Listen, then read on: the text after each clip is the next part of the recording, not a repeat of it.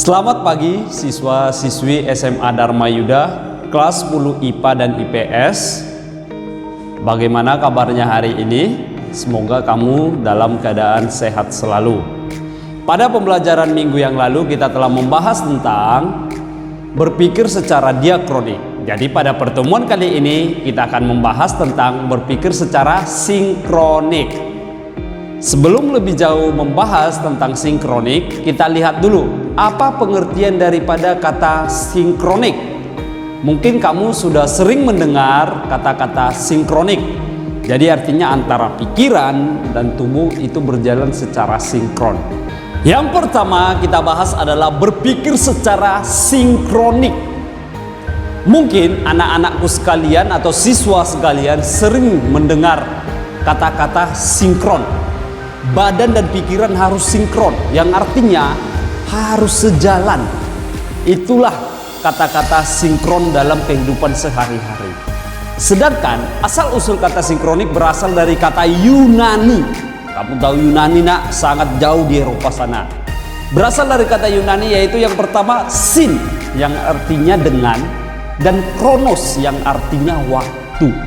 Jadi pengertian sinkronik secara umum adalah mempelajari peristiwa yang sejaman atau sering disebut dengan horizontal, bukan vertikal. Sedangkan menurut KBBI, kamu tahu KBBI apa nak? Kamus Besar Bahasa Indonesia. Berpikir sinkronik adalah sesuatu yang terjadi pada peristiwa di masa waktu yang tertentu. Jadi pengertian menurut KBBI dengan secara umum tadi masih hampir sama. Jadi waktunya terbatas, tidak melebar dalam waktu. Oke? Jadi ciri-ciri sinkronik itu ada banyak. Yang pertama kita perhatikan adalah mengkaji masa tertentu.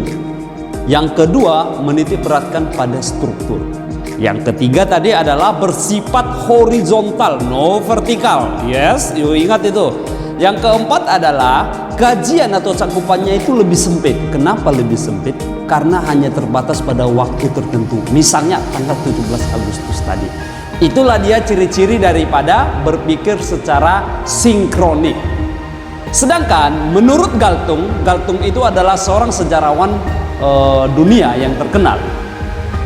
Berpikir sinkronik adalah mempelajari peristiwa sejarah dengan berbagai aspek dalam kurun waktu tertentu. Itu adalah menurut Galtung sendiri yang merupakan tokoh sejarawan dunia. Contoh berpikir sinkronik supaya siswa sekalian tahu. Contohnya itu adalah kita ambil saja peristiwa yang paling besar dalam peristiwa sejarah kita adalah 17 Agustus. Tahu hari apa? Hari apa? Kemerdekaan Indonesia. Ya, hari kemerdekaan Indonesia 17 Agustus. Makanya ada lagunya 17 Agustus tahun 45. Oke, sampai situ aja, oke?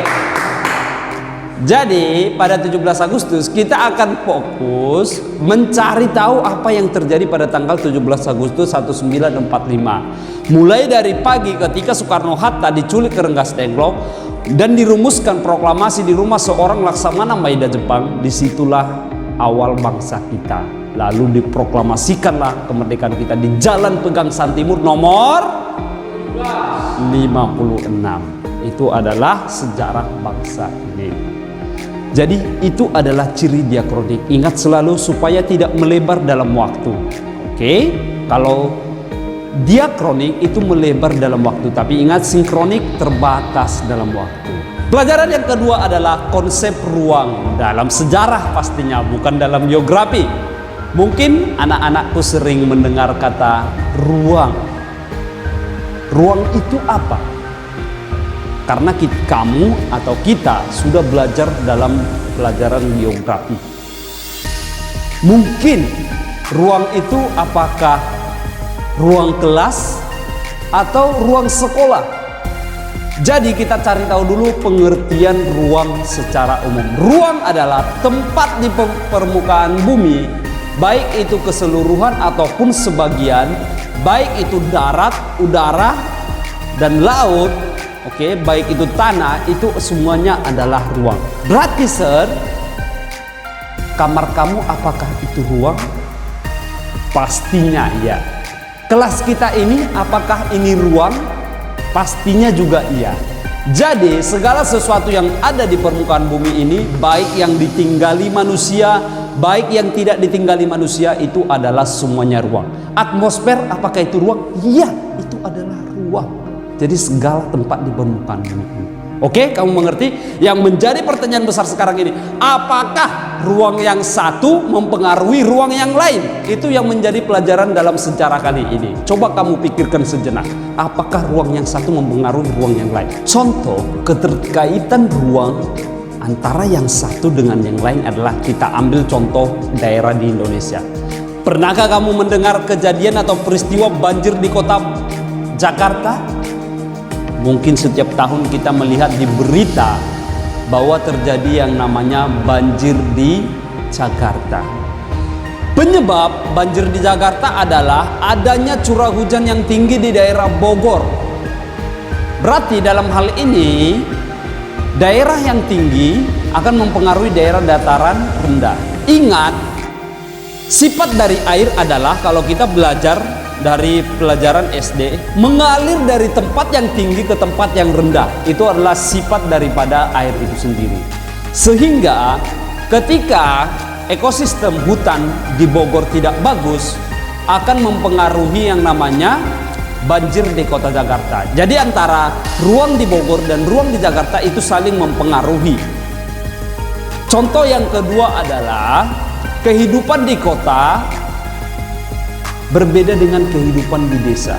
Jika di kota menghasilkan yang namanya berbagai macam benda elektronik, benda otomotif, dan benda-benda canggih lainnya, berbeda dengan kehidupan di desa. Orang desa tidak menghasilkan yang namanya benda-benda otomotif ataupun elektronik. Tapi sebaliknya, orang kota tidak menghasilkan yang namanya bahan-bahan pangan. Tentu bahan-bahan elektronik tadi tidak bisa dimakan, bukan? Disitulah yang namanya terjadi kebutuhan ruang yang satu dengan yang lain. Orang desa mengirimkan makanannya ke kota dan orang kota mengirimkan barang-barangnya ke desa. Disitulah tercipta keharmonisan kehidupan. Contoh yang ketiga anak-anakku adalah, kehidupan di kota itu pekerjaannya heterogen. Kamu tahu heterogen apa?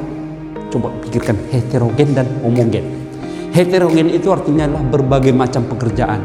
Ada yang bekerja karyawan di bank, ada yang di pasar, ada yang bekerja di bengkel, dan lain-lain.